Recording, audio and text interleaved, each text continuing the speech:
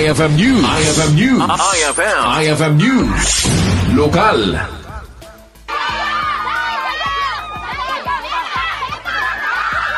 Ti Piesta iti may sa barangay ket uso iti may bilang amay sa kadagiti kararagsakan a selebrasyon iti tunggal barangay.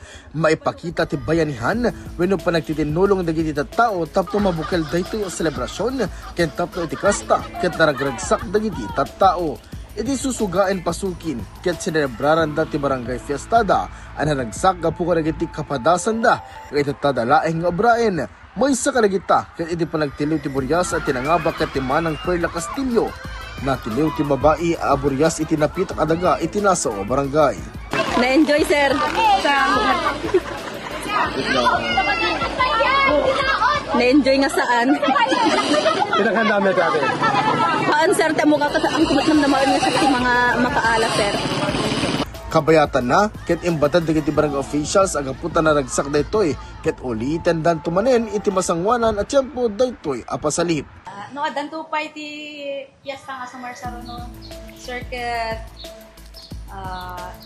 ipag-framing nga sapay taton no adanto nga nag-fiesta ket manayo namin to dayjay bawi nga ipatilim ni Sir by God's help. Sir ken nang rona iti supportan to dagiti incoming to dumawatan iti tulong, sir. Iti agdama, ket nagari ti ragsak ken kapya kadagiti Bumaranggay iti barangay Susugaen Pasuquin, Ilocos Norte.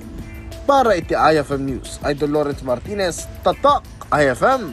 IFM News. IFM News. IFM News. Lokal.